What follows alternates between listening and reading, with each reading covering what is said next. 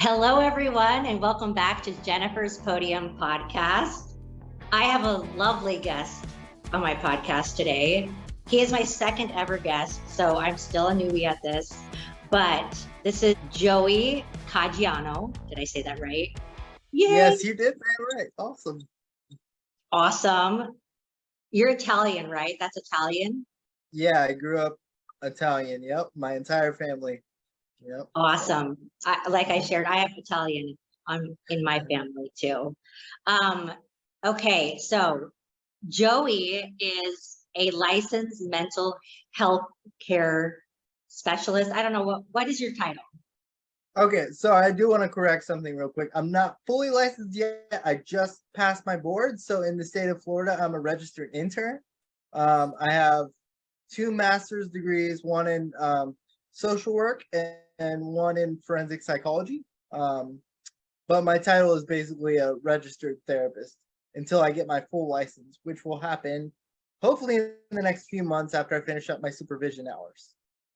Yes, thank you so much for clarifying that. I do think, first of all, congratulations on passing your test. That is super amazing and special and wonderful, because I know from being in the field too that is not easy. So absolutely. Thank you very much. Yeah. Okay, so let's start with your story.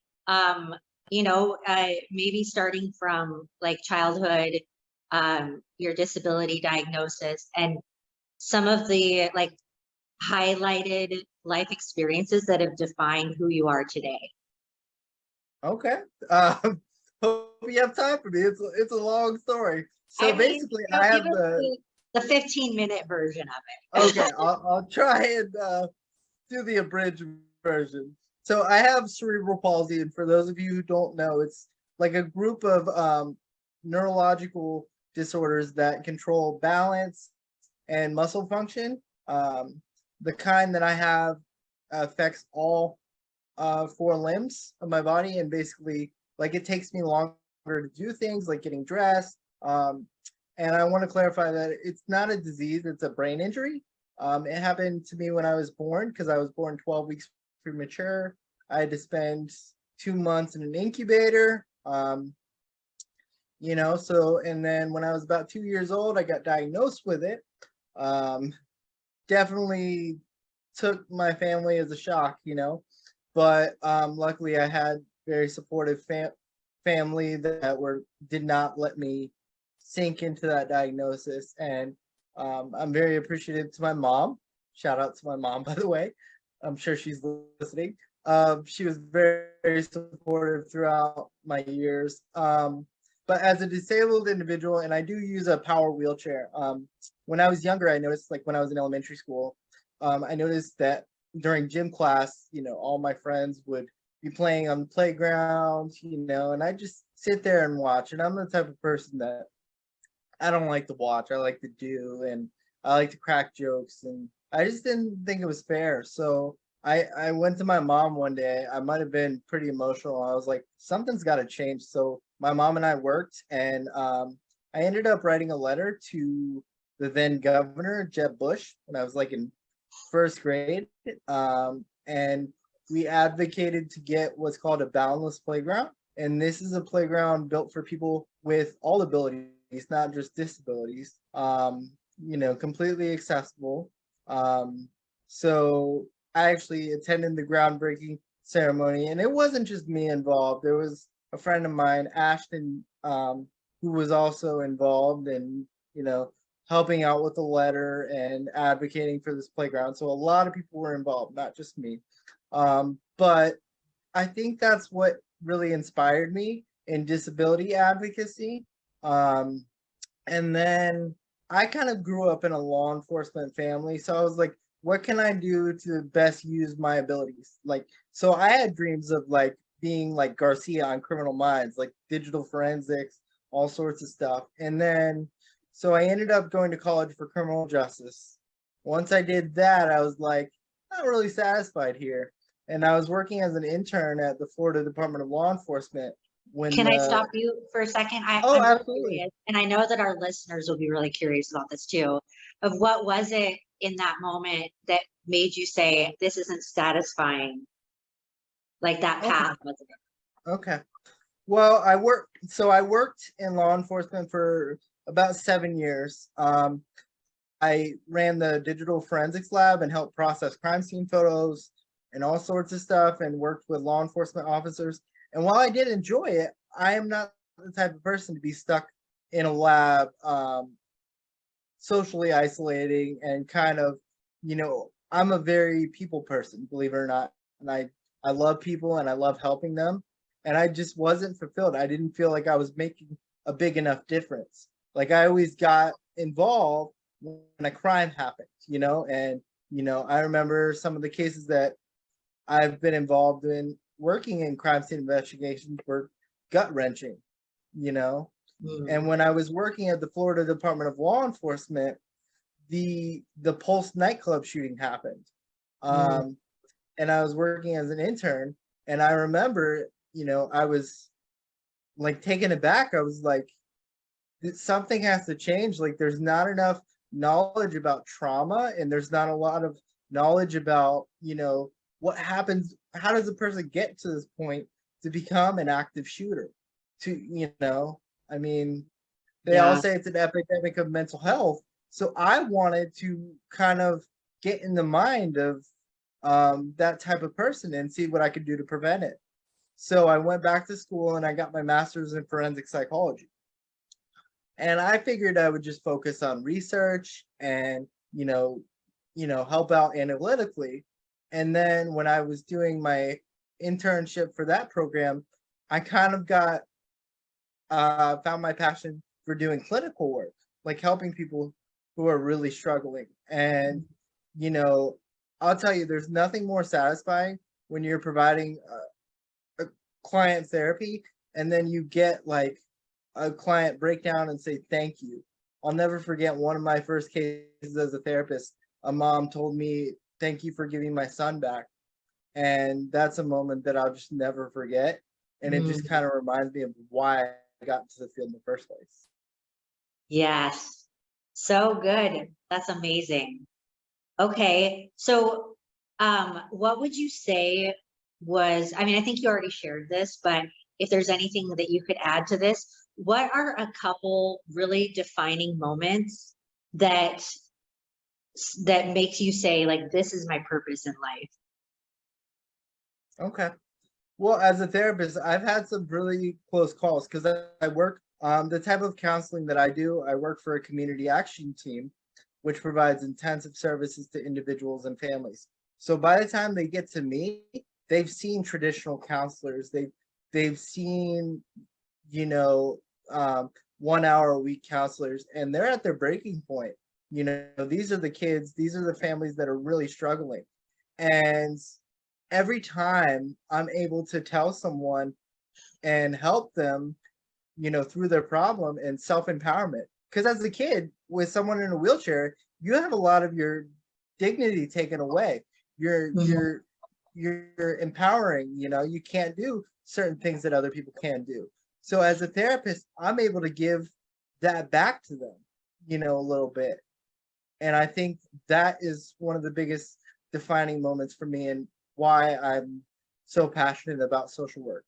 Here, yeah, I mean, your perspective is so empowering to say, I'm going to take what I've learned in the mental health realm and I'm going to bring this to the disability community. And I don't think you realize, even if you're not getting, a million likes on every post, you never really know who sees your posts, even if they're not interacting with it. Like that it's, when you're struggling with mental health, you don't always want to draw attention to yourself. But that those quotes are so powerful. And I think that they're helping a lot more people than you even know. So I guess my next question would be, so it's not just me talking about your great quotes, would be like, when you're posting on Facebook or even just beyond that, your passion for mental health and the disability community, like what is your inspiration behind that? And what is it that you want to impart to the disabled community through your broader like outreach? Okay. Well, one of the things that I usually just post when inspiration strikes, and it usually means, when I've had a bad day or I've talked the client through a bad day, and my parents always used to say that I'm quick on my feet, figuratively, of course. But I always have like these little thoughts in my head, and because I feel like the disabled community is marginalized so often, or seen as less than. So when I post something about that, it's to remind them, hey, we're here and we're sticking around. Like, we are not going anywhere, and people need to see that we are more than what society tells us we are, and when you're dating with a disability, that's a whole other topic that I really won't go into, but I just think it's important that we change what disability means. And like I told you before, like I've been really inspired by your term extra ability, instead of using the term disability, because disability literally means broken, and we're not broken. We don't need to be healed. I can't tell you how many times I've had people come up to me and go, "Can I pray for you?" Like, what? For what? I have everything I need, for the most part, or one of the things that really stresses me out or kind of, bothers me is like when people apologize when they find out I have a disability, oh, I'm sorry. What are you sorry for? That's like Yeah. apologizing to you for Like, did you having do red this hair. to me? Yeah. Yeah. Yeah. No, I completely understand. And okay, you just like brought up like two major topics that I want to cover. So the first is like the algorithm, and the second is like, church and spirituality and being disabled, and kind of how the community responds to that. Because I've got a couple like thoughts I want to share on that. So I think, okay, so let's break down the algorithm stuff. Like I know in our like initial talk, like I was sharing with you, like how I'm so frustrated sometimes. And I keep persevering through it, but I've been on social media for more than 10 years and like actively posting as an influencer, or, doing my best to influence the world through what I do and the message I have and all that. And I have not broken ground to be like a viral influencer. I only have about 12,000 followers, which to some people would be like, that's a lot. But there are people that can get,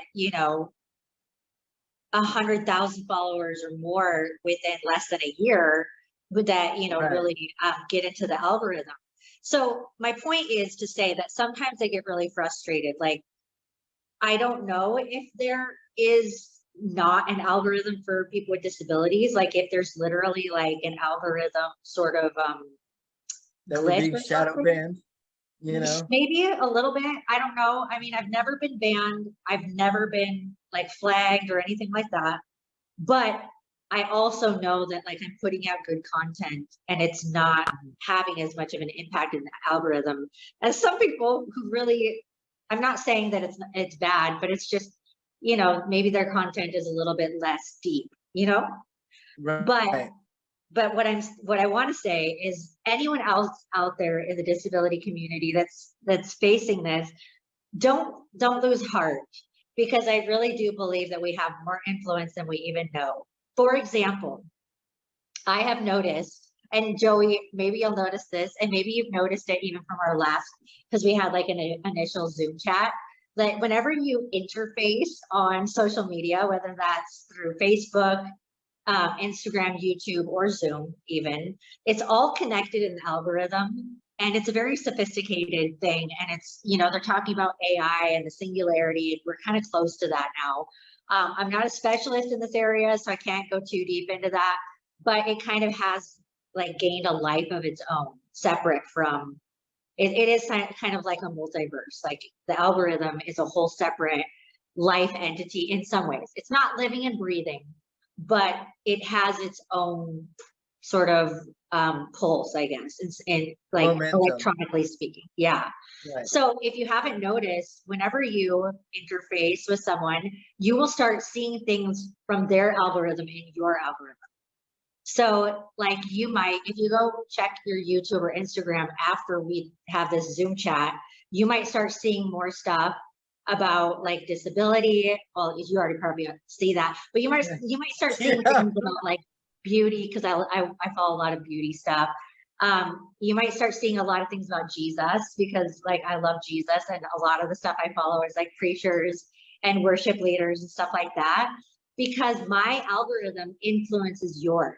Like right now, my algorithm is influencing your algorithm, Joey, and vice versa.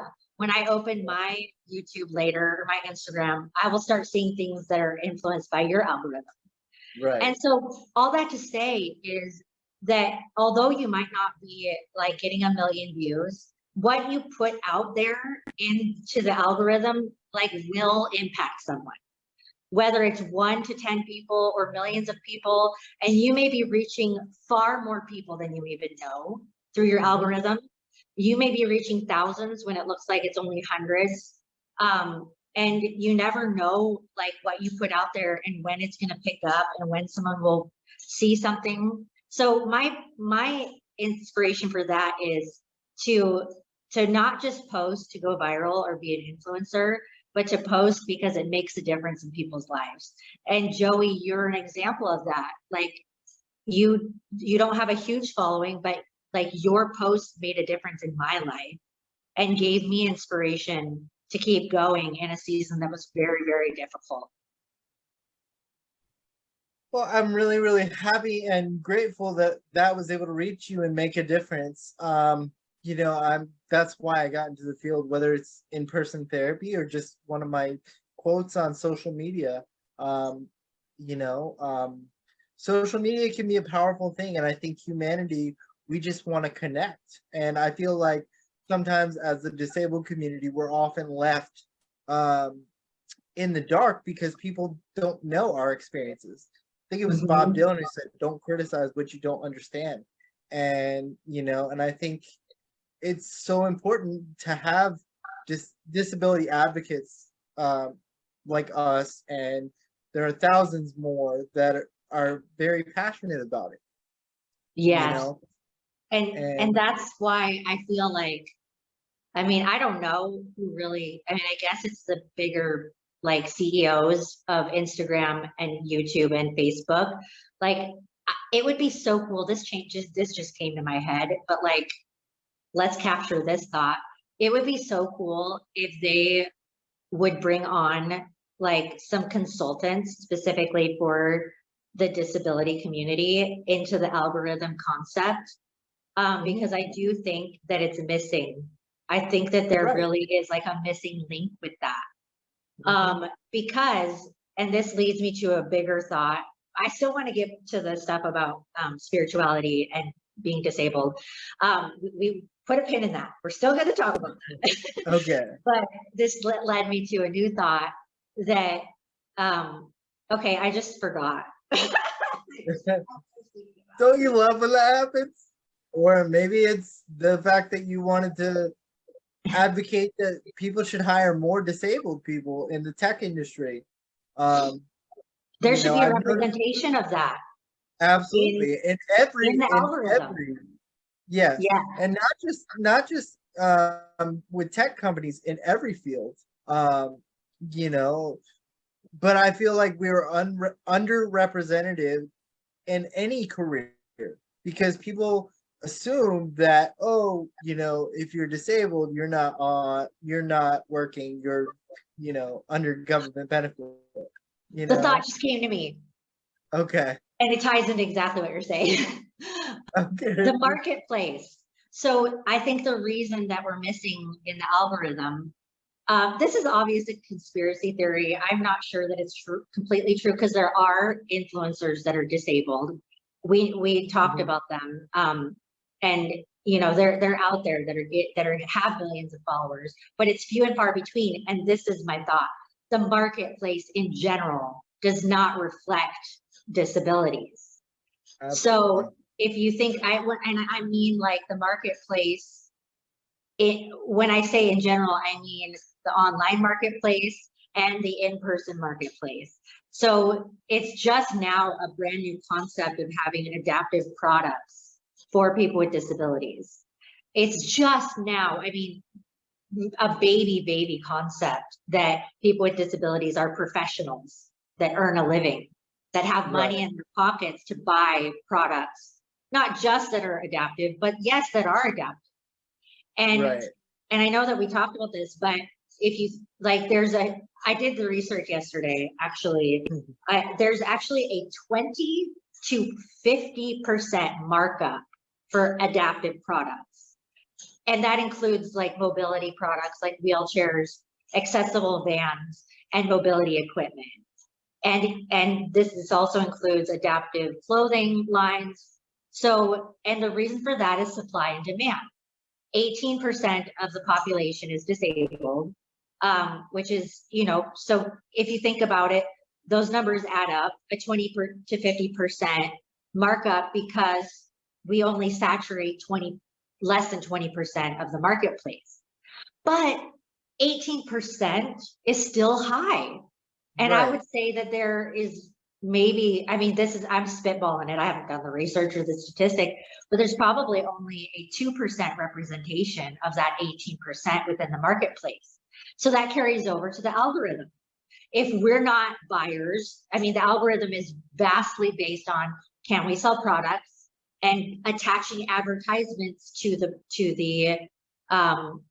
views, So if we're not represented in advertisements, and advertisers aren't coming for the 18% in the marketplace, and they don't know about it, or they're not empowered to know that we actually are customers, then it's not going to reflect in the algorithm. And we're like, there's a whole people group completely being left out of that opportunity to be sponsored influencers.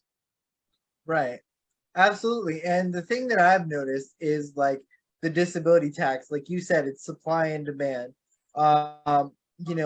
Even this tie that I'm wearing, I had to look online to see if I can find like a clip-on tie, because I don't wear ties often, even when I'm in session. Actually, I just pause want to, there.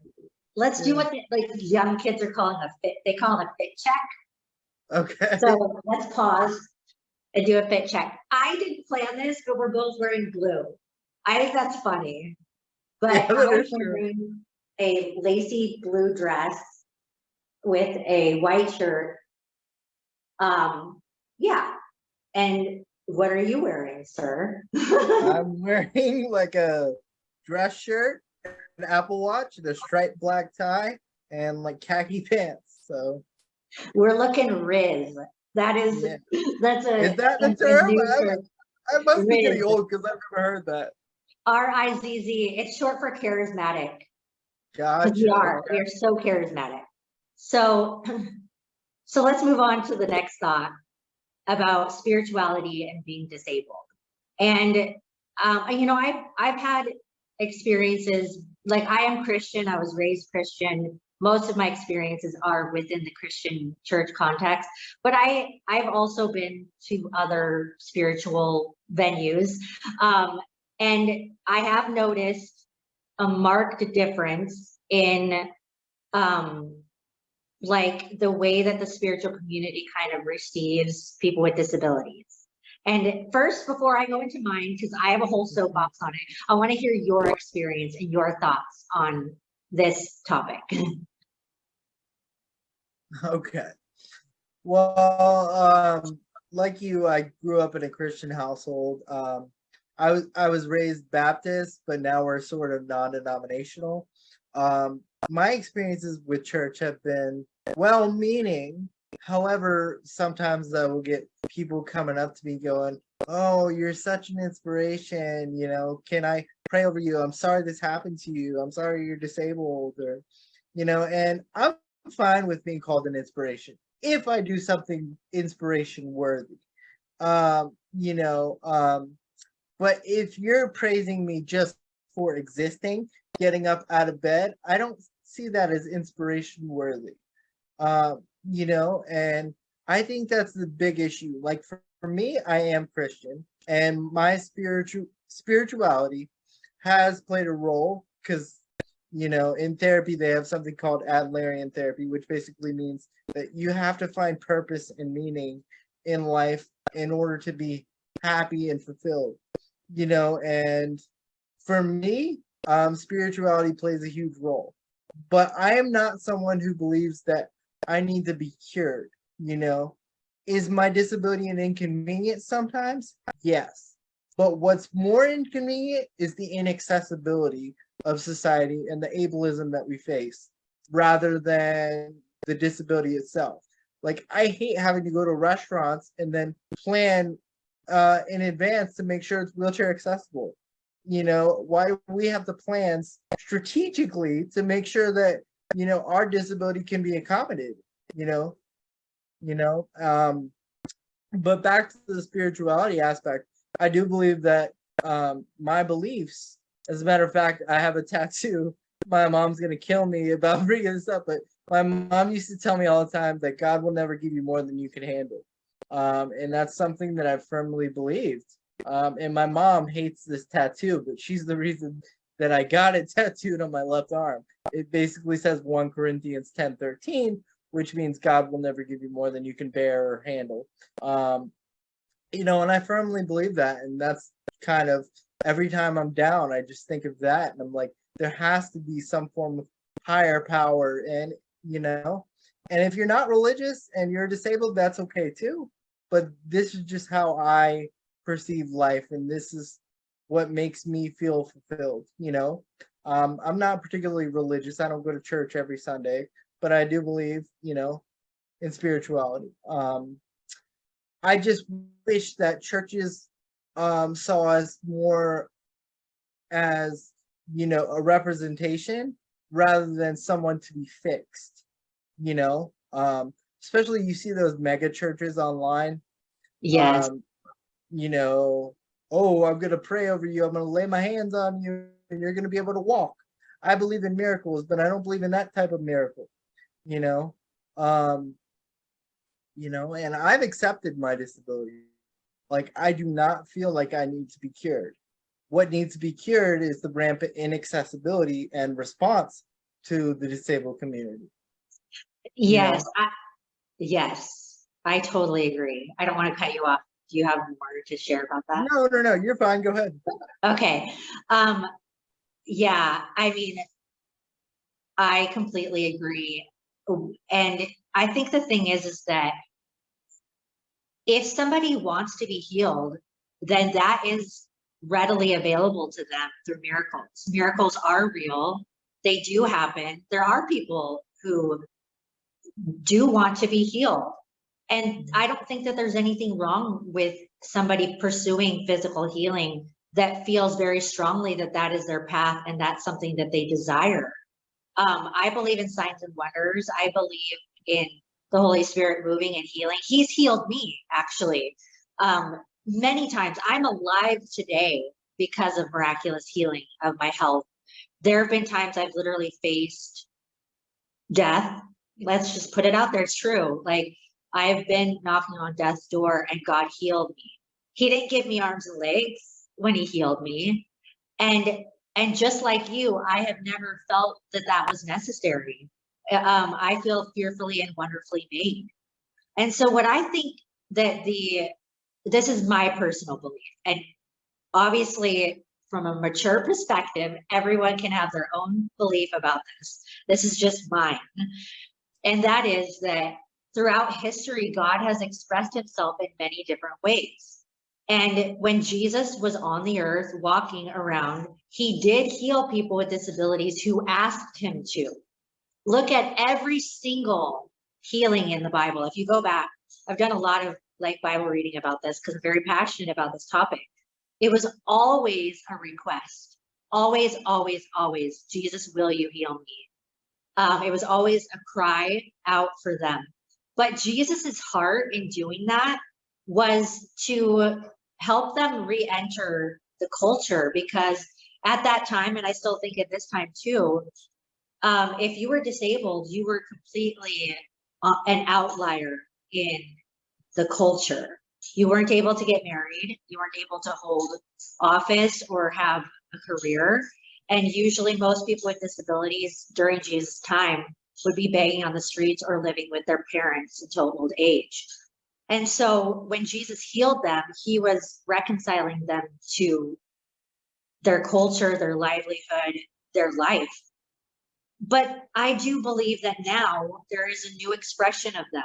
And it's not that Jesus doesn't still heal. He can, he will, if that is what you request of him. But if it's not your request, then his heart would be that we would be accepted, that we would be able to be as equal as an able-bodied person, living our lives, getting married, holding office, having our careers, that we wouldn't need to be able-bodied in order to be included in that part of society. Because deep down, that is Jesus's heart. His heart is to restore, renew, and rebuild. And his heart is for everyone to be seen. Another side of this is identity. You know, this is something I'm super passionate about because I have experienced rejection.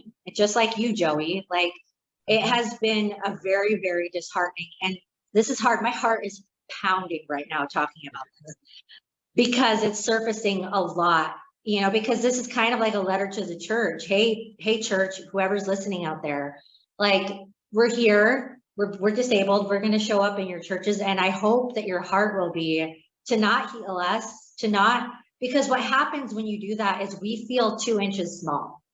We feel like you're belittling us and saying that we're less than you because we have a disability and you don't. We feel like we need to be pitied, and that you offering healing is kind of a way of like you not having to do the work of accepting us for who we are and just letting us be part of every other area. And so I'm a little salty. Okay. Right. No, I get it. I get it. Yeah. And I didn't mean to cut you off there, but my disability is so central to my identity.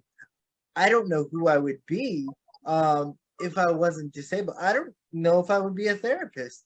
You know, and it's not a source of shame for me. It has defined your path. Right. It's a source of empowerment for me. Like I was helping out an intern who was shadowing me on some of my cases, and she asked me, because I do a lot of telehealth sessions too, and she goes, "When do you disclose your disability?" And I usually disclose it right away, if they can't tell. I don't even know if you could tell on this Zoom that I'm in a wheelchair. Some people can't. Some people can notice like pieces of my wheelchair in the background. But, I think that my disability not only is central to my identity, but it makes me a better therapist because my experiences have given me an extra ability to be empathetic towards a lot of populations that I've worked with. Sexual assault survivors, I've worked with victims of crime, other types of crime, and just trauma survivors in general. And to me, like the bat signal is like a signal for help. When I see the disabled symbol, like the handicap parking spot, that's a beacon of hope for me. So I actually have that tattooed on my arm, and that's something that my mom is also mad at me for getting. But for me, it's like a badge of honor. Like I'm proud to be part of the disabled community. Me too. So, yeah. There's two thoughts that come up, and one is to circle back to identity, and the other is to talk about like the wonderfulness of our people. So the first thing is like in regard to identity, that because I did face rejection from the church. Like I won't go into any gory details about it, but in general, I just never felt like I was able to enter in as an equal at church. And it became a point of a wounding. I might even cry right now. I hope not. I'm gonna try not to, but it's a very deep thing for me because I felt like I had to try and try and try. And I would look at myself and I would say, I'm not doing anything actively sinful for me to be excluded the way I feel I'm excluded. Like I wasn't participating in any like super sinful behaviors or anything. I was showing up for for like hospitality ministry and always showing up to prayer times. But, you know, like one of my greatest desires at the time, and we can talk about this a little bit more, but like I really wanted to get married, and all my friends were getting married, but I never got asked out. Never, not once. Never got asked Really? out from member of the church. No, never. And I just kept being like, why won't they ask me out? You know, like all my friends got married and I didn't. And other areas of ministry, like I have a huge passion for worship. You've probably seen it on my Instagram. Like I love worship. I love singing. I'm a gifted singer. I have music I've written, but anytime I've ever tried out for a worship team, I'm not saying that all of them have. I've been on a couple worship teams, but it has always been such a battle to get onto the worship team and stay on the worship team, because there's been issues with like the stage not being wheelchair accessible, and they don't want to make it wheelchair accessible. And they've said things like, well, we're not going to make it wheelchair accessible just for one member of the worship team. Things like that, you know, where it's like the church itself isn't taking a leap to say, this is a member of our community. She has extreme value here, just as anyone else does. We're going to put a little elbow grease into making sure she has the same opportunity as anyone else with her gifting and calling. I never experienced that. And so I had to break loose. And I felt that to spread my wings and fly and really do what I felt called to, I couldn't do it behind church walls because it wasn't happening there. It's not that I didn't want to. And I wanted to have the backing of the church in ministry, because that's a safe, we're supposed to go out not as one sheep, but as many sheep, because there's safety in numbers. But I could never feel like the numbers were with me, you know. But that brought me to identity. I really had to dig deep and say, who am I? Because God gave me gifts and talents. He gave me a story, just like you. That's what you're saying. My disability is greatly tied into my gifts and talents. And just like you're saying, he won't give you more than you can handle. I literally feel like some of my like gifting was given to me because God made me without arms and legs. He made me fearfully and wonderfully. And he said, there's a set of challenges she's going to face in this life, but I'm going to give her a super fiery spirit and red hair. And I'm going to make sure that she has this inner strength to get past anything that would come her way. And that's what I know, is that determination, that motivation comes from God, and it's how he made me. And so with that has given me a huge passion for identity, that I do believe that knowing who we are and how we're designed is a huge aspect in being victorious, in overcoming, in being able to persevere through challenges. But that doesn't get the church out of its homework of, like, every part of the body is supposed to be part of the bride. The church is the bride. I love the bride. I love the church. The church is what brought me to Jesus. You know, they did a great job of that. It's just that being brought into my vocation through the church never happened. And that should have happened. And it's missing in the church of America, especially. And it's something that we really need to work on, because a whole part of the body is missing. Right. And like you were saying, like the church brought you, but it doesn't see disability as empowerment. It sees it as something to be fixed. And, oh, we've got a problem here. If they, if the church if religion itself was the cure to everyone's problems, that's great. But I mean, like, I would rather focus on why aren't we being accepted in different communities. And I feel like sometimes we're treated as lepers when we should be treated as, the people that we are, Equals. And, we should be treated exactly. as equals. Because this is what it says in the Bible. In Christ, there's no male or female, Jew or Greek, slave or free. We are all one under Christ Jesus our Lord. And that means you can put disability in there. There is nothing that separates us. If we are in Christ, we are all the same. We all have access to a heavenly perspective and a heaven to earth ministry. And me being disabled or you being disabled does not disqualify us from that glory, from that purpose. And yet the church at large is not including us, which means that we are being treated like we're not equal in Christ when we are equal in Christ. And I guess that's what I would say is we're not a problem to be solved. We don't come into your church needing to be fixed, needing to be solved. If we want healing, we'll ask for it. And so maybe that's what I would say to the church. Anyone from the church who's listening to this podcast, if someone wants to be healed, let them ask for it. Even Jesus himself practiced that. You will never see Jesus just walking up and like healing people. He always was asked to heal. And it was always a request. And so wait for someone to come to you and say that that's what they want before you impose that on someone. The second thing I would say is accept us as we are and find the hidden gold in us. Because beyond the wheelchair or whatever disability we have, some disabilities are invisible. That's a whole other podcast about invisible disabilities. I mean, Google invisible disabilities and you can learn more about that. But, it's like disability isn't a problem to be solved. It is a purposeful part of someone's identity that has strengthened them. And that is what extraabled means, is that if you look at disabled, it means to be broken, to be ineffective. But extraabled is that I've taken this struggle in my life and I've turned it into something. I've turned it into a strength. And so I think that you should see anyone who walks into your church as, if they are disabled, that they're probably very strong and very resolved in who they are.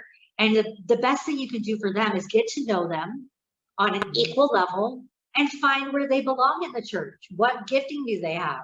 And don't limit them from that. Whatever gifting they present, let them minister that in the church and don't hinder them from that. Provide whatever access they need to the stage, to the church, so that they can come in and be who they're called to be in the body of Christ. Amen. Hallelujah.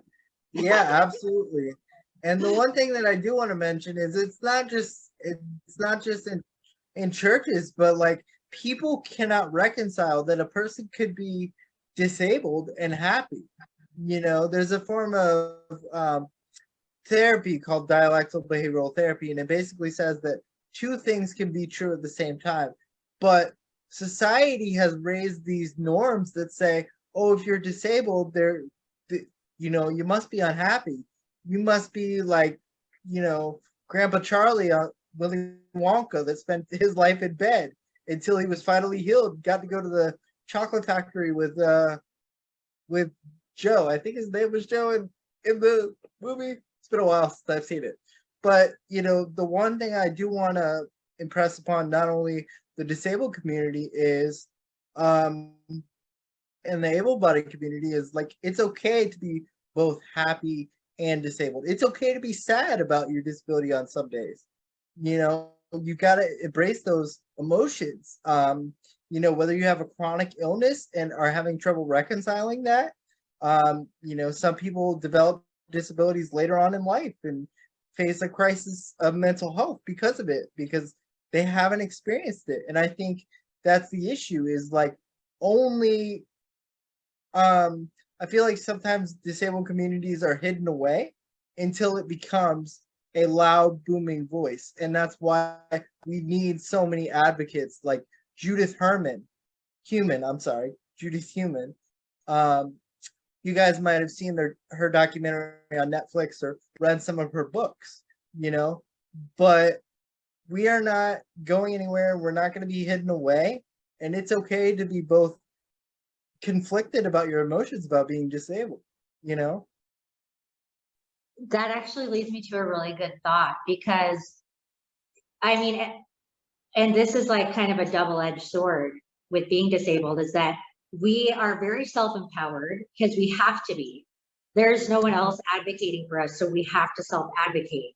And so when someone comes to you who is disabled, they have two sides. That's why I say it's a double-edged sword. They have a side of them that is strong, empowered, like self-aware, self-assured. And there's also quite a few people with disabilities out there that are literally crying for help. They feel entrapped. There's a lot of people with disabilities that, and this actually segues very well into our next section. We're going to take a break first though.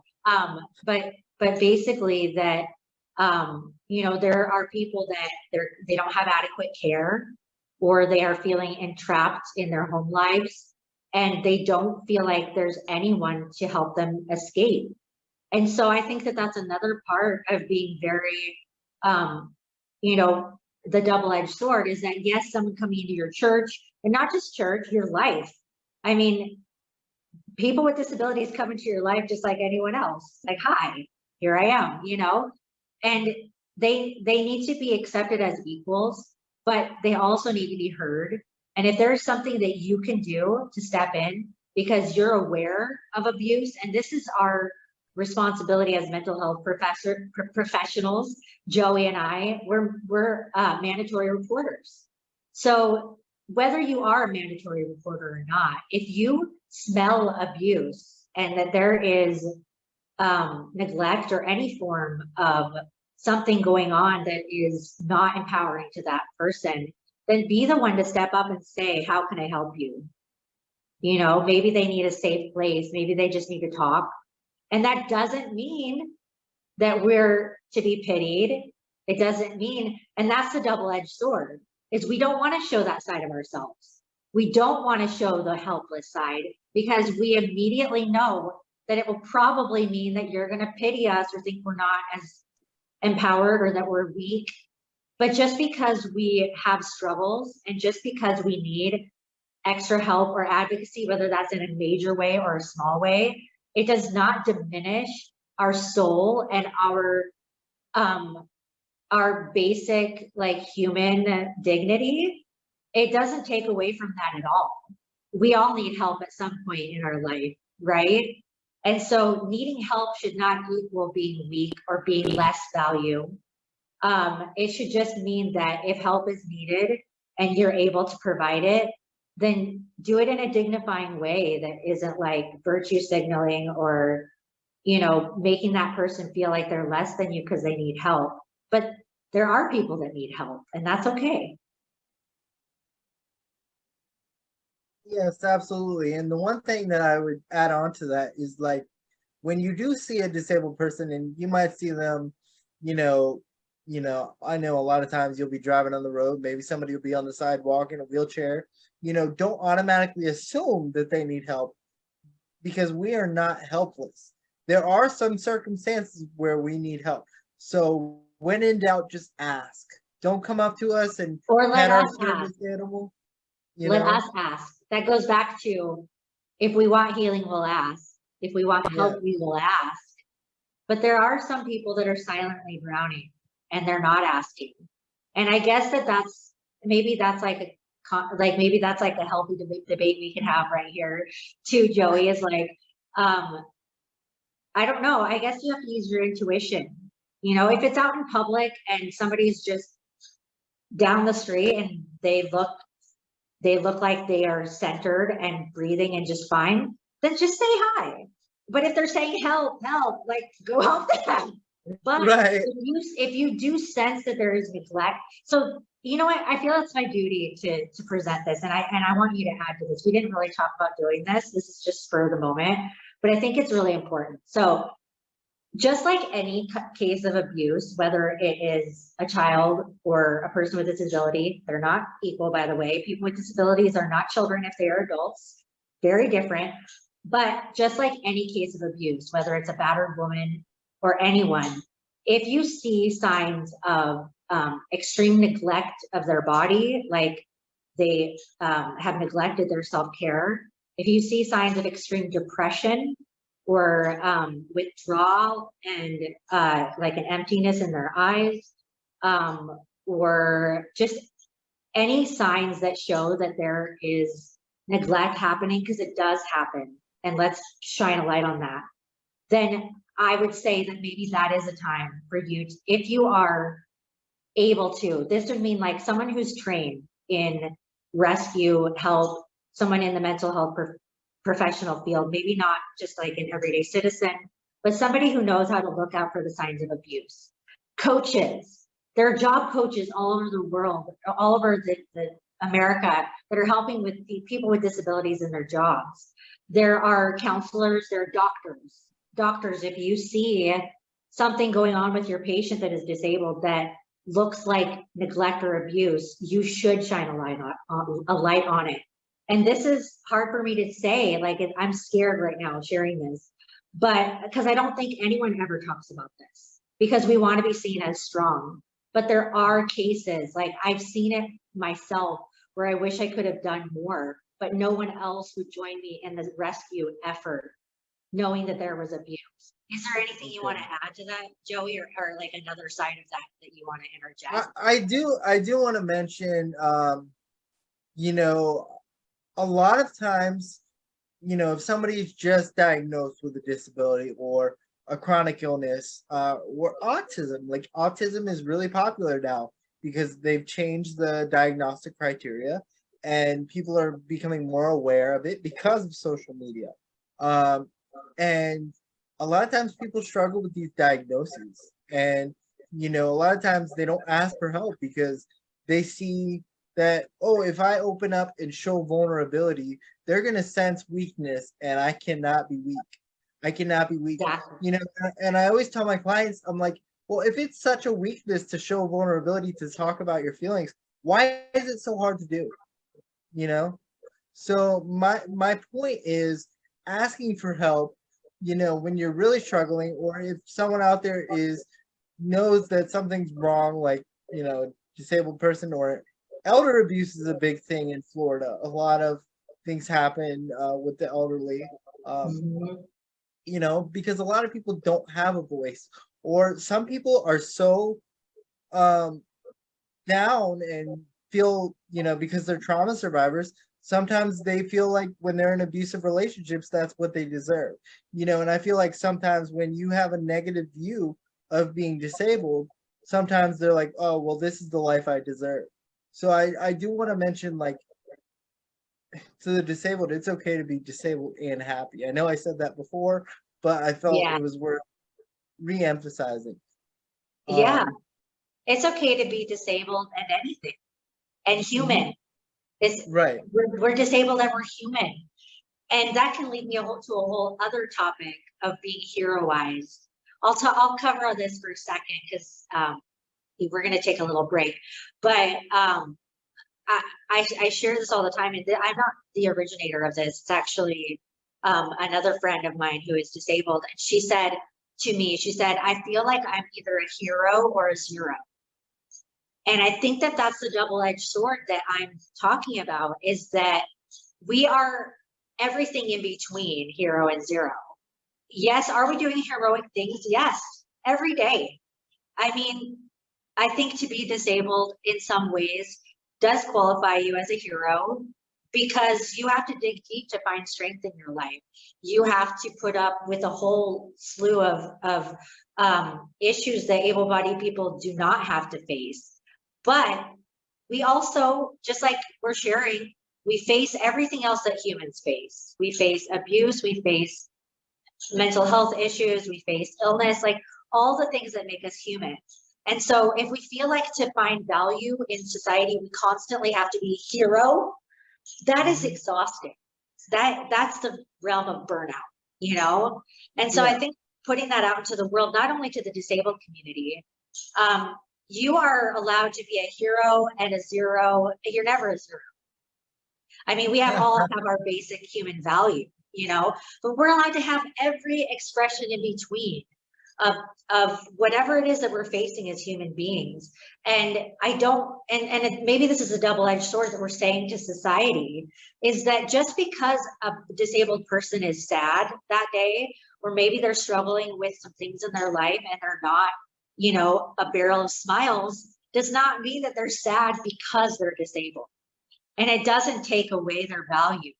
And I think sometimes we feel pressure to show up as this magnificent hero, and that is how we will be seen and valued. I know I have that, like, you value me because I'm motivational and inspirational, you know. No, value me because I'm human, because I'm a human just like you. Exactly. And to add on to what you were saying, I feel like sometimes, like people put us on such a pedestal. Like you'd think as soon as we develop a disability, those like society's handing us capes, like we're supermen and superwomen, and super And non-binary. sometimes we are, You know, you know, sometimes we are, but sometimes we're not. And right? Like sometimes we need right. help. And I think maybe what we're trying to get at, this is literally coming out like a therapy session for me right now, is that what we're asking for is if we do need help, to not allow that to be to the detriment of our dignity. Right. And I think that that's what we're trying to say, is that needing help does not need to be undignifying. Right. And the one thing that I will mention is, like, I want to reiterate that even disabled people face internalized ableism, where sometimes I get Yeah. in moments where I'm like, maybe I'm not worthy to date, I remember just recently, I started, being friends with this girl, and who knows where it's going to lead. We're just friends. But my point is, like, we were planning to go out and do something, and she lives quite a distance away, and I don't drive, because that's a whole other thing that we should do a podcast on, about the inequity for that. But anyway, so I was like, I'll pay for your gas to get here, since you have to drive and meet me, because I can't meet you. And she goes, why are you doing that? Like, it's a privilege to be your friend. Like, you are not a burden. Like, I'm willing to drive the distance. So why do you feel like you have to compensate me for that? And it was just like an aha moment for me. Like, every time I feel like I've got a handle on my internalized ableism, that pops up.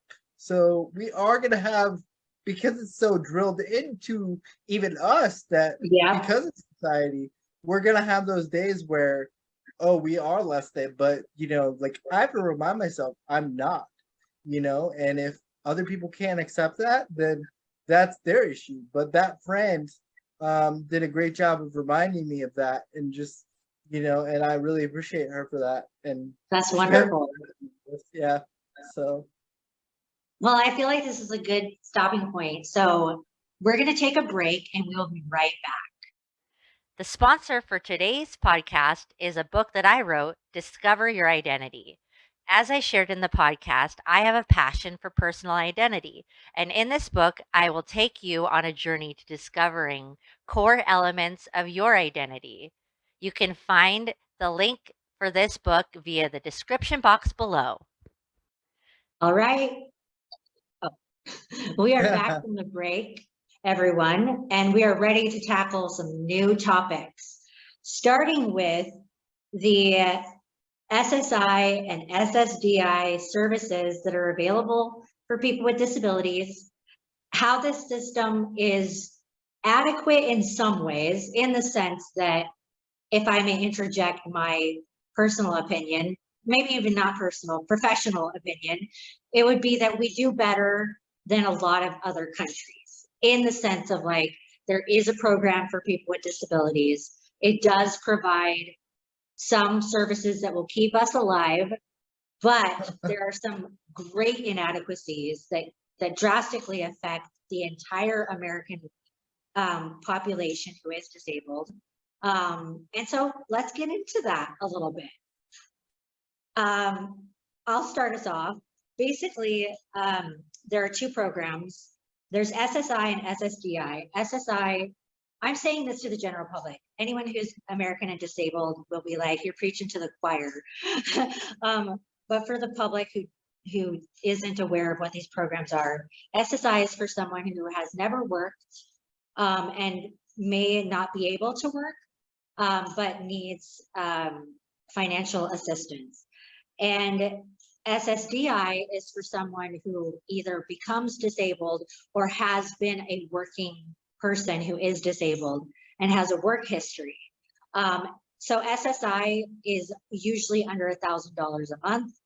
SSDI might be a little bit more because it's based on your work history. Within these two programs, each state program has a separate program for medical care. So each individual state provides medical care along with either SSI or SSDI. And these medical programs provide, usually across the board, for mobility equipment, your basic family doctor care, and almost nothing else.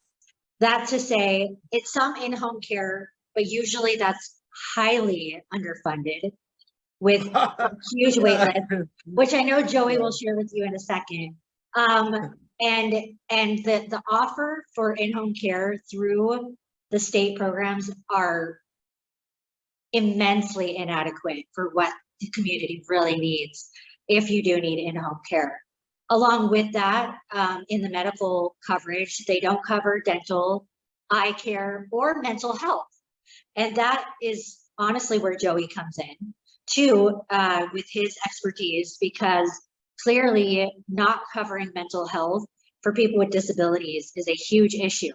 Now you might say, and don't worry, Joey, I'm totally going to ask you about this, but I just want to share with the general public. You might say, well, why don't you get your own insurance? The problem with this is if you are qualified for disability insurance, you are then not qualified for any other kind of insurance, and you're likely not even able to afford any other kind of insurance. So if you get into a job, if you do get into a job, they begin to garnish your wages, and the wages begin being garnished at $915 a month. That started in 1991 with the ADA law being passed, and it has been frozen in time ever since. It's like no one has ever revisited that. And therefore, if you make more than just under $1,000 a month, you are no longer qualified for these programs, and you're relying on your employment to cover this. Almost no employers cover medical equipment, durable medical equipment, or other costs to your disability, like to being disabled. So it's kind of like you're always between a rock and a hard place. With that said, what I'm saying is that most people with disabilities that are American do not, no matter how they play their cards, no matter how much, whether they are in poverty or in wealth, most of them, including me, do not have eye care, dental care, or mental health care. That's just straight across the board. So I want to talk with Joey about this. That's why he's here. Like obviously, like what this means for the mental health crisis for people that are disabled. Well, unfortunately, just insurance in general, especially for the disabled, is very complicated. And before Obamacare, it was even worse because when you're disabled, you have to be on a group plan. You can't get on a individual plan because you're considered to have a pre-existing condition. So healthcare companies could screen you and say, oh, you don't meet the criteria. And it's really, really difficult as a mental health professional to accept these insurances. That's why the program that I work for is fully grant funded through Lifestream Behavioral Center. And basically, there's just not enough resources for the disabled community. We've talked about this before. There's not a hotline for disabled people in crisis or those coming to terms with a disability. There is a hotline for people who are suicidal or, are part of the LGBTQ community, IA plus community, through the Trevor Project, which is great, but there is some huge gaps and disparities when it comes to disabled and mental health. Not to say that the disabled need more mental health care than others, but I will say that, as a disabled person myself, it's been my experience that talking to someone about the inequities that we face, even talking to you today, has kind of opened my eyes a little bit from your perspective. So I would always encourage disabled individuals to reach out, contact their insurance companies to find a provider in your area. Even do a quick Google search. If you follow me on social media, or I'd be happy to help you connect to resources in whatever state you're in. But like you can find Joey on Facebook under his Yes. name. Joey Yes, Caggiano, spelled that's correct. Caggiano. Yes. You go find him, and I mean, honestly, like I'm speaking for you. I hope that that's okay. But Right. he is a very generous person, and if you need help finding resources, I'm sure he'd be happy to talk to you. What I'm hearing you say, Joey, is that if you want to find mental health resources, you're going to have to go off the beaten path, right? And Mhm. find a Absolutely. nonprofit or something within your community that provides those either at pro bono or like through a nonprofit or something like that, that it's not likely going to come directly through your insurance. Yes. And that's the problem. And the counselors that do that provide, these services, not many of them specialize in disabled needs, and not many of them know the experience. I remember I went to a counselor one time and I was struggling with some pretty severe depression, because I was in, it was probably my freshman year of high school, and you know, um, I wanted to fit in. I wanted to be on the football team, and I, obviously couldn't. Couldn't do Yeah. track, couldn't do football. So I was kind of reconciling my identity as a disabled person because I hadn't yet come to terms with it.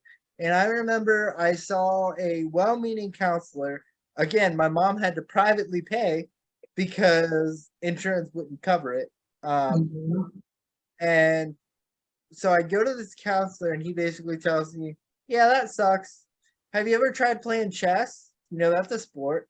And I'm like, you know, that's not really helpful. He was well-being, but like he was able-bodied himself. He had never experienced what we as the disabled community experience. So if there are any like disabled individuals that, or extra-abled, as Jen likes to call them, are looking to pursue like a career in the therapy field or counseling or social work, what have you, I would encourage you to reach out to me. I could be a sounding board for you, but I think it's very important that we get more providers that understand this population, and the issues and the barriers that we face. They don't want to admit, "Oh, I also have a mental health issue too. I'm just a huge mess." And it's it becomes a big problem. So like I always tell my clients, I do not focus on the diagnosis first session, you know, and that's why I'm glad that I work for a nonprofit that is grant funded, that allows me to do that, because it allows me to focus on a person's individual needs, and and not so much about insurance requirements, because the American insurance system, while well-meaning, uh, the disabled community is often left in the dark to fend for themselves. In terms of like, Medicaid and Medicare and all that stuff, like you were saying, it doesn't cover um, dental, mental health, and the other thing is like there are thousands of people just in the state of Florida alone that are on waiting lists for like community-based care, which essentially means they have an assistant come in and help you with activities of daily living, whether that means transportation, help getting dressed, stuff like that. And you know, and so to qualify for that, you have to meet a certain income threshold. I have been on the waiting list for community-based care for almost 10 years now, because I have family nearby.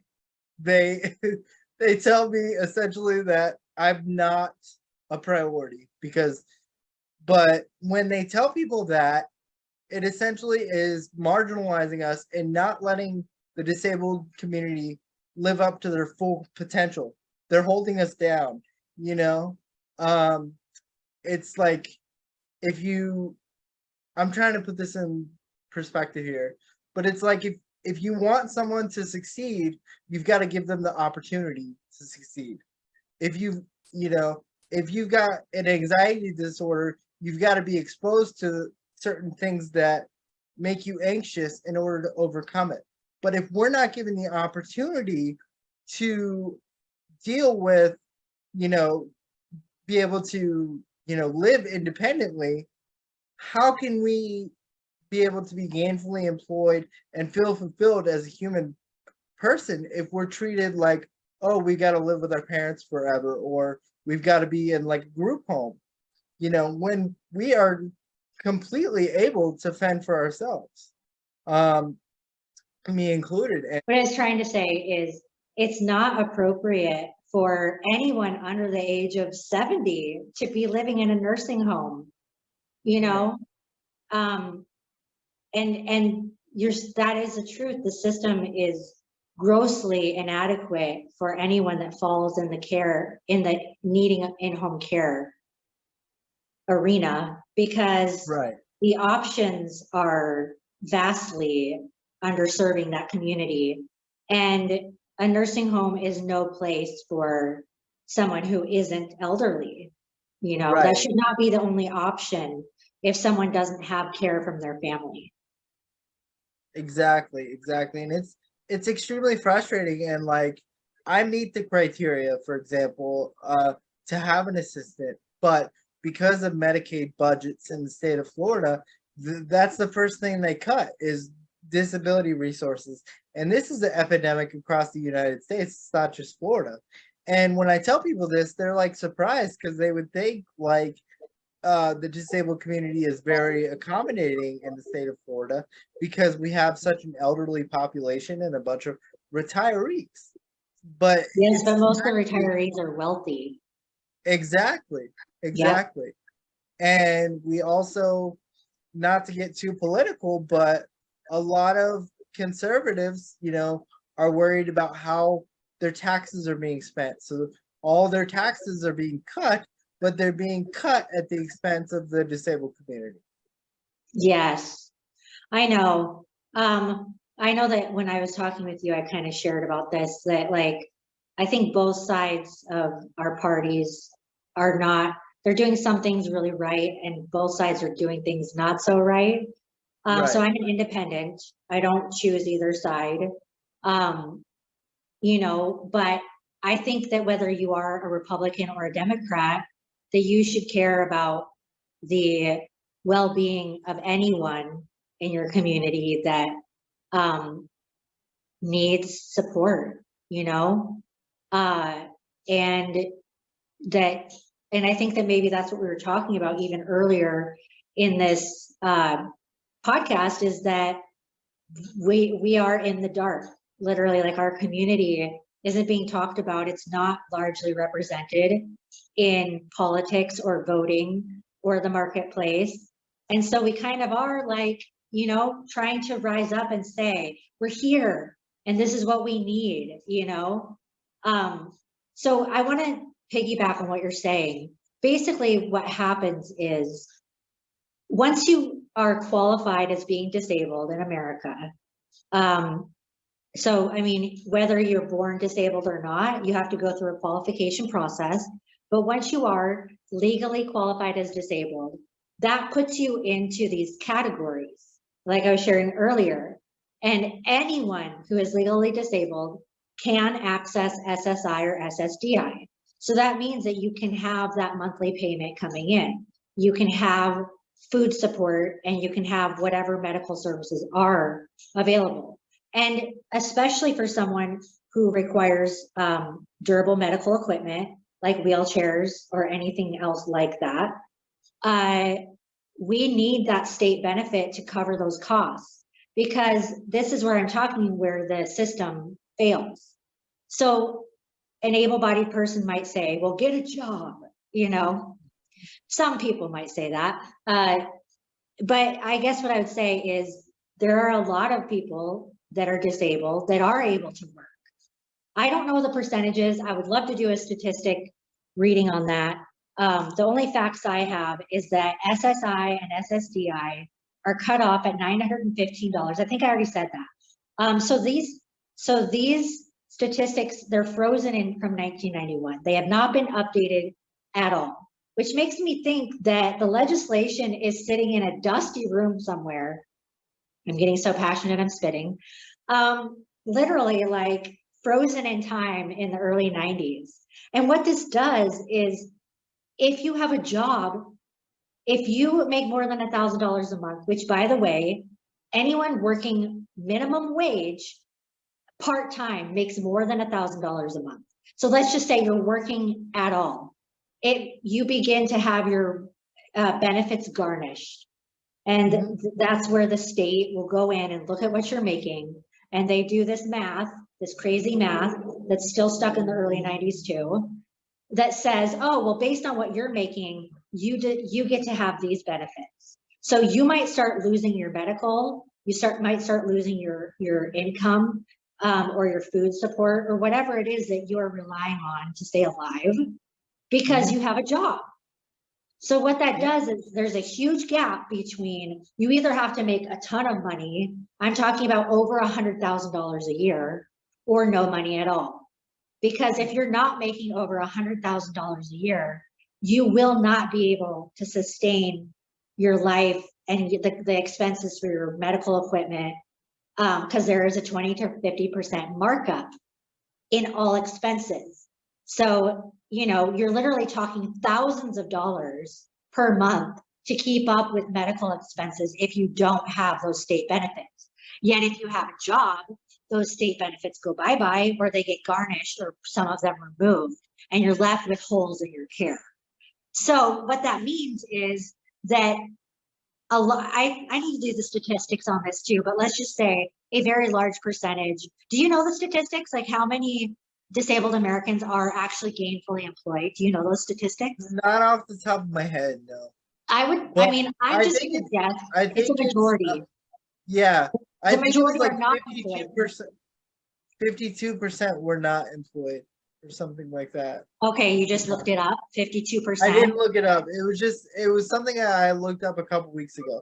Are you able to Google on your computer, or would that mess up your recording? No, I could do it. Hold on. So I was way off. It said in 2021, and this is from the US Department of Labor statistics. And it said in 2021, 19.1% of persons with disabilities were employed. And that's increased since 2020. But only 19.1% of. I was going to say 80% off the top of my head. So I was right. 81% of disabled Americans are not employed. And that is not because they're not able to be. I would say, okay, what are the statistics? Now you're going to become my stats guy. Like we're running a newspaper here. Right. But okay, what are the statistics of people that are disabled that are able to work? So like that are, okay. I don't want to say employable, because like anyone can work, but like that could enter the workforce. I don't know if it has that on here. Well, okay, this is how we can find the statistics. What percentage of disabilities are, no, the thing is, okay, this actually leads me to a good point. Disabilities vary so much, from being completely invisible, you couldn't detect it with your eye, like, some learning disabilities or hidden disabilities, to even like illness can be a disability. And mental illness can be a disability. And so you're looking at a wide range of people within that percentage that are somewhere between they could work full time or they cannot work. So my point is, maybe we don't have the stats right on hand, but off the top of my head, let's just say that like 50% of the disabled community could probably work, right? This is just me spitballing, okay? And so all that said is that it shouldn't be 19%. And the reason it is 19% is because employment is incredibly discouraged, because you have to choose between having an income or being able to have the basic care to stay alive. Yeah. And so with that, sorry, go ahead. No, I was just going to say, like that 19% who are employed, if they are receiving benefits and they go over that income threshold, and then because Social Security doesn't audit, they audit like every 2 years. So if they do that audit 2 years later and say, "Oh, you're over the income threshold by $1," however long you've been over, you owe that money back. So Right you have to now, I pay owe them back. $10,000 because 1 year I was over, like, I think it was like $200. So I was Right. over the income limit by $200, and they charged me $10,000 in back pay. So I'm $10,000 in debt with the government because I work.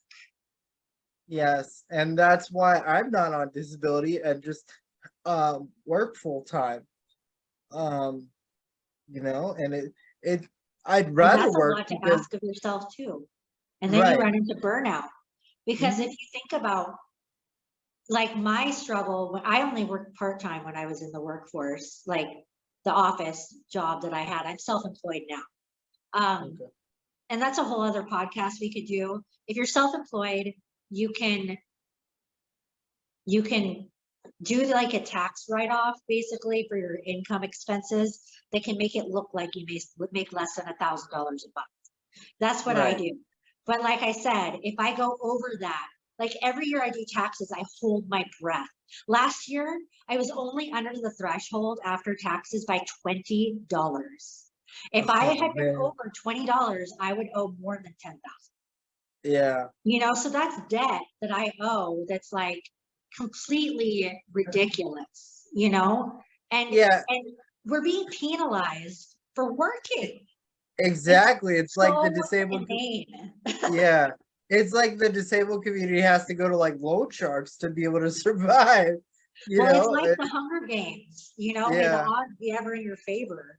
You Yeah, find some sort of nonprofit that will help you with your mental health, right. and like, well-meaning, just like you said, well-meaning people Right. can do some things, but for a systemic change that empowers the workforce of disabled people, a systemic change that brings the disability community into the marketplace, um like, okay, this is just a little rant, but I'm sure you saw this. Alex, did you see? So I just called you Alex because it was Yeah. Alex on social media, Joey. I don't want to call her out if she doesn't feel like being like I think I know highlighted. who you're talking about. Yeah, she posted about this, so I'm sure she's fine with me saying it. But anyway, Yeah. don't go looking her up. But my point is that she was like, basically, there was a sponsor that refused to work with her because they said she was posting inappropriate things. And it's Right. like, what, that I'm disabled? Like, Yeah. I'm my posts are inappropriate because I'm disabled, and like, and that's the thing, is like, people can be well-meaning, but they just don't get it. And the Right. system is greatly underserving. And the thing Right. is that, and okay, sorry, please add to that. I'm so fired up. Okay. I know, I can tell. So, and me too. This is a hot button issue for both of us. And Yeah, it for goes back everyone. to the whole beauty standard of being disabled. Out of sight, out of mind. So, like, when you do get an influencer like the several TikTok influencers that are That have in broken the algorithm. Yeah. yes, yes. And when they see something that's out of the norm, like even my family as well meaning, like I'll come home and I'll be like, hey, I'm dating this person, and my family would be go, are they in a wheelchair too? And I'm just like, what? That's an assumption. Why would you make that assumption? And it's just like people don't know until they experience it directly. And that's the problem, is like we don't have legislators that know, you know, because they're focused on their own lives. They're focusing on, oh, I don't want this much taken out of my paycheck in taxes, so I'm just going to cut what would least affect the majority of the population. So I'm going to cut Medicare benefits. I'm going to cut Medicaid. You know, when in reality it's affecting these underserved populations like us that among the disabled community, you know? And it's just sad because, like, I feel like if we were given the opportunity, there would be so many leaders that are disabled. You know, we would have more. Yes. I think the last visibly disabled president was FDR, and he didn't become disabled until he was in office. But my point is, if we were given these opportunities, there would be so many more disabled people, but we're so often oppressed and marginalized that they don't want to hear from us. So it's our job as advocates to speak up and, you know, say something. Martin Luther King said, injustice anywhere is injustice everywhere. And that's something disability advocates and well-meaning people need to keep in mind, because although it does not affect you, you know, as an able-bodied person, you know, I'm speaking in generalities, if we have any able-bodied listeners, is that even if it doesn't affect you, someone you know, it's like the 6 degrees of Kevin Bacon. I guarantee you, you can connect your life to a disabled person at some point. You know, someone you know, someone you care about is affected by this. Yes. You know? Yes. And I think we need more people in power that are disabled and share these experiences. 100%. Okay. You were talking about how there aren't a lot of representatives in leadership, and that the reason why is because we're all stuck in survival mode. How can you lead when, if you go out into the world and start making a living, you're penalized and you start losing? You know, it would be like, yeah, you can lead, but it's going to cost you literally like your leg. You know, you can lead, but like you might need to like give up your liver. Right.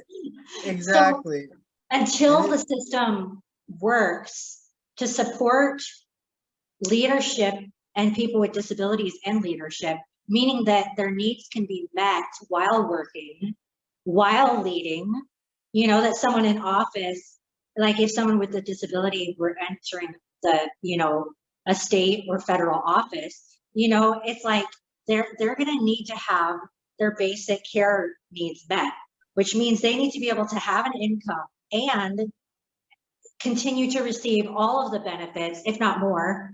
I mean, we need to add eye care, dental care, mental health care, you know, to the mix. So all that to say, the system is broken. So this is where I am going to get on my political soapbox just a little bit here. And I'm going to say that I think we can all say that American democracy is under attack right now. Would you agree with me, Joey? Absolutely. Okay.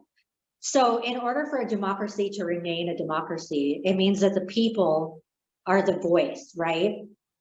And if it's under threat, that means we need to speak up even more. We need to be brave, and we need to be resolved to not be silenced. And that means that if you look at, okay, the Constitution says that every American citizen is given the right to life, liberty, and the pursuit of happiness, right? That means that if the system is broken for us as disabled Americans, our constitutional rights are literally being winnowed away, you know, because we're not able to pursue life, liberty, and the pursuit of happiness if we can't work and we can't lead, because we are literally we have to remain poor and dependent in order to survive right now. And so in order for that to change, we as the people have to speak up. That's what democracy is. Right. And I 100% agree. And I attended like a seminar with Judith Heumann. And for those of you who don't know who she is, she did the Crip Camp documentary on Netflix, and she was a big part of that. And just advocating for the Americans with Disabilities Act. If you guys haven't watched that documentary, it's great. I highly recommend it. But I attended a seminar with her, and I quoted her on my Twitter page. She said, I want the disabled community to grow so large that people fear us, you know? So we have that voice. And when I was starstruck because when I, quoted her on my Twitter, she retweeted it. So I was like, hey, this person.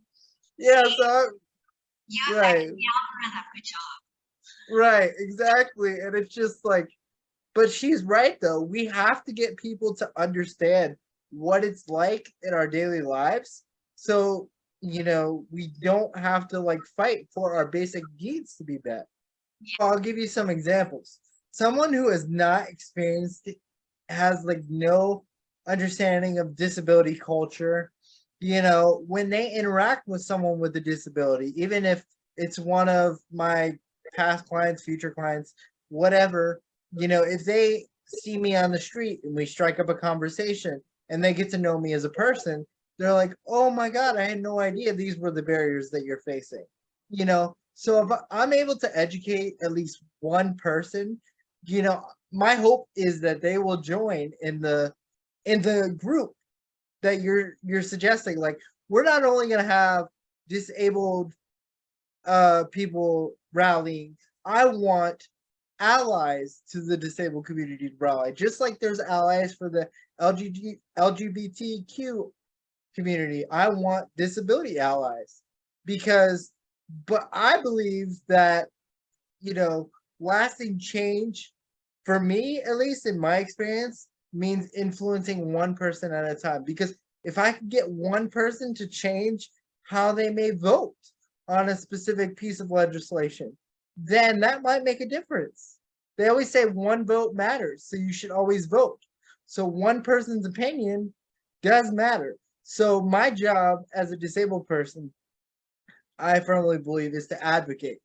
Now, I would absolutely love to go to the steps of the Supreme Court or the White House and say, this is what needs to be done, and it universally be changed. But in my experience, that doesn't usually work because you get people that don't really understand until they've experienced it or gotten to know a friend or family member that has experienced it. Like, I have had family members that have voted for conservative policies that have led to the cut of Medicaid funding, and they're like, oh my God, I had no idea. So it kind of changed their perspective on it. So that's my viewpoint. If I can at least change one person's perspective, or at least have them see some side of it. Like in social work, they have you like advocate in 3 different sections. So you have like the micro advocacy, which is just on an individual basis, and then you have meso, you're advocating for people in communities. And then macro, you advocate on a global scale. I love to do all 3 of those, but my main focus right now is on individuals and communities. I want those communities to eventually expand into the macro. So this is not only a nationwide issue, but it's a global issue. People in England are facing healthcare disparities and ableism and discrimination in the workforce. And a lot of times people really don't know what discrimination is in the workforce, and I've experienced discrimination and I've had to speak up, about getting like adaptive, like I can't type really fast. So I had to, advocate that I needed like speech to text software when I'm doing my progress notes. So I had to jump through a bunch of hoops just to get that, because my motor skills are impaired because of cerebral palsy. I was able to get it, but Just a little point to interject with this. So what this means is the 20% that is in the workforce is not only dealing with a garnishing of their resources, but they're also dealing with ableism in the workplace, which is another battle. So, it's like, where's the win in this? Right. Absolutely. So luckily I did have some supportive colleagues and I was able to advocate for my own, adaptive equipment. But there are people out there that just they're tired of fighting because they have to fight every day. You know, it's like swimming in a concrete pool, like literally swimming through concrete. Every day is a fight. So when we get to that point, we get burned out, not as employees, but just burned out of fighting. And that's why so many disabled people do not speak up, because they're hoping someone else will be their voice. But you know, it's really important that we just you know, kind of have to grin and bear it and work with each other, and you know, talk to therapists too, and let them know, share your story, just like I'm sharing mine and Jennifer's sharing hers. Share your story and get your experience with discrimination and ableism out there, because no one is going to know. Effective change is not going to, you know, be in effect, in a word, until they realize, hey, this is a massive issue. It'll be political suicide for us not to address this, you know. And with the 2024 election coming up, now is the time to do it. Absolutely.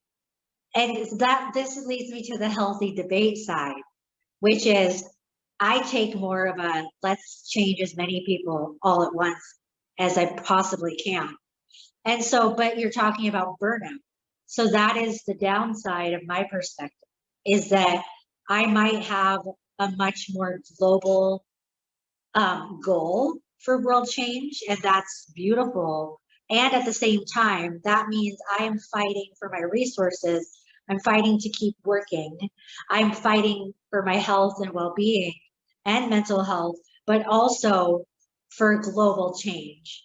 And so I think that the difficult side of my perspective on world change is that I literally have traveled the world.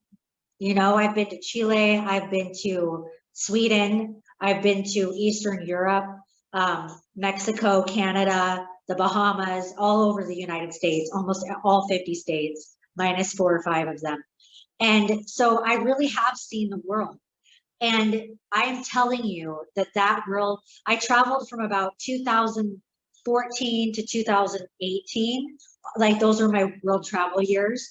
And I was busted. I'm telling you, it did a number on my body, mind, and soul. It is hard to be a world changer, because traveling is hard for people with disabilities, flights, hotels, other cities that don't have access, other countries that don't have, you know, services or accessibility for people with disabilities.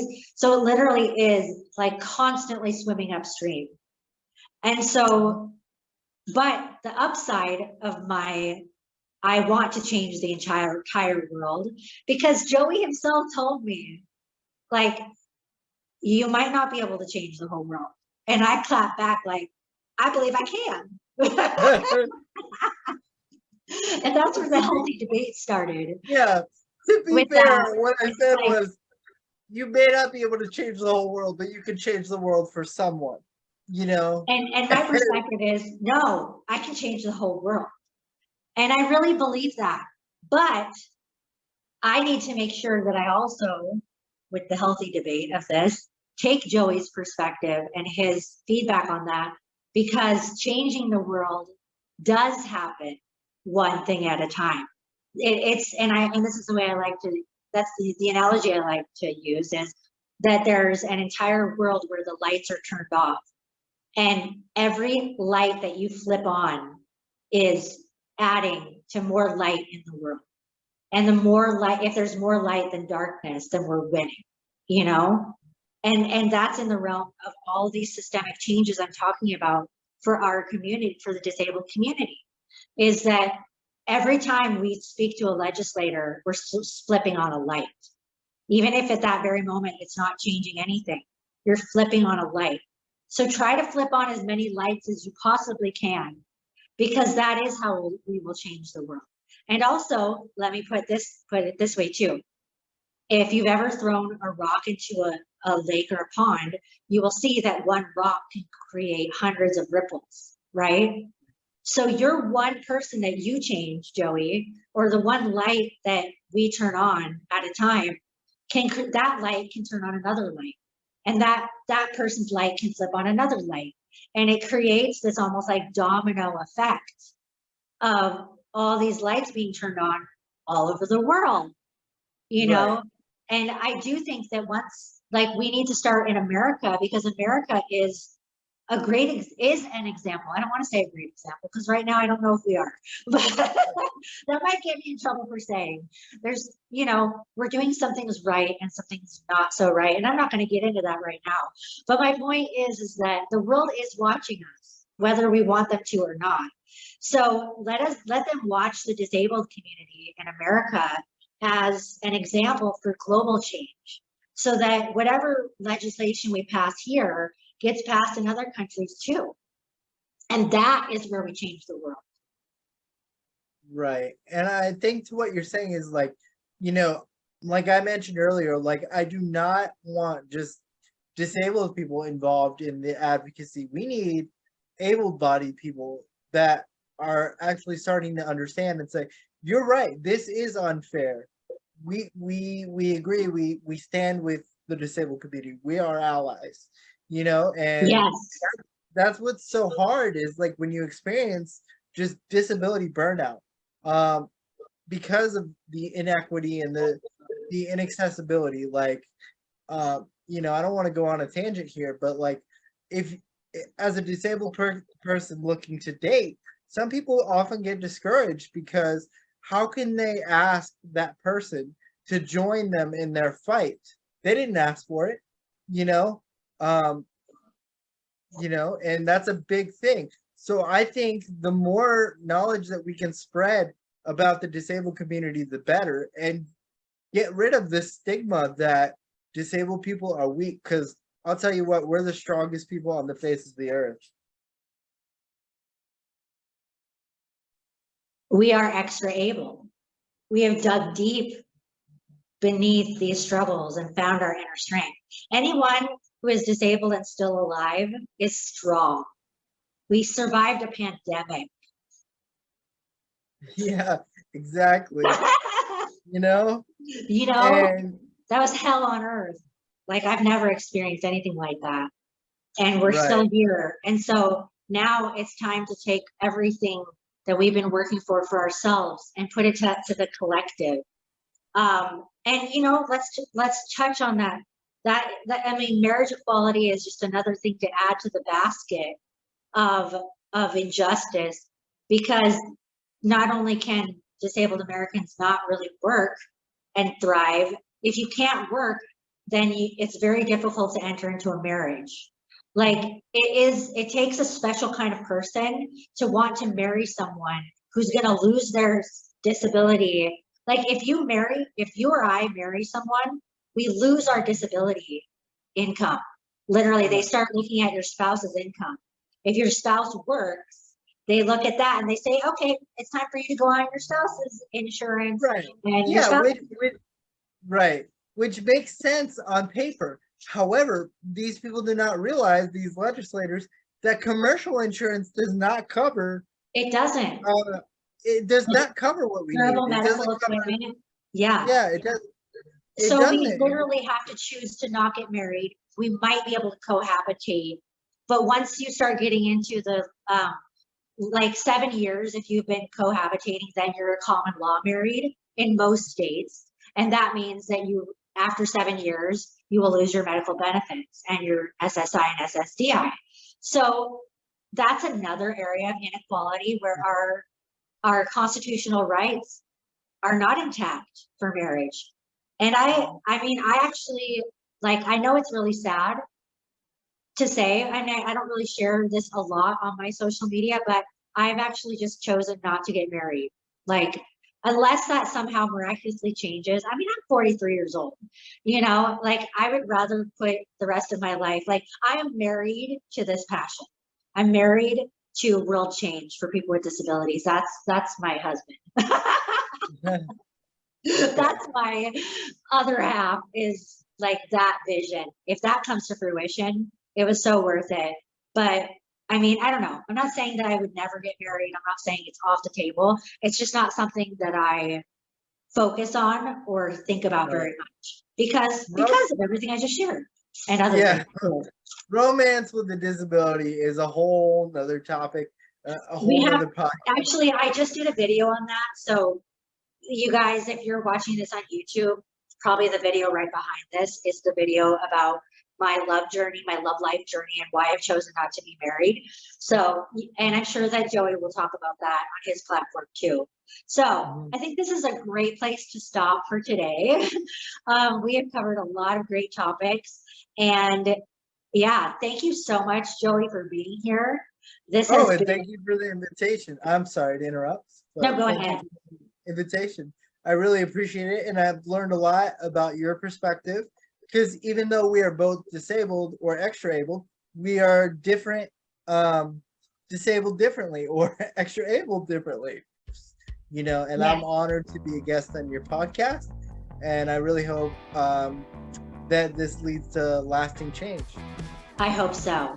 Let's make this go viral, you guys. Share this on your social media platform. Share this on YouTube, on Instagram, and on all the other platforms that the podcast is on. And we will see you guys again. Well, I will see you in my next podcast on Jennifer's Podium. Thank you for listening today.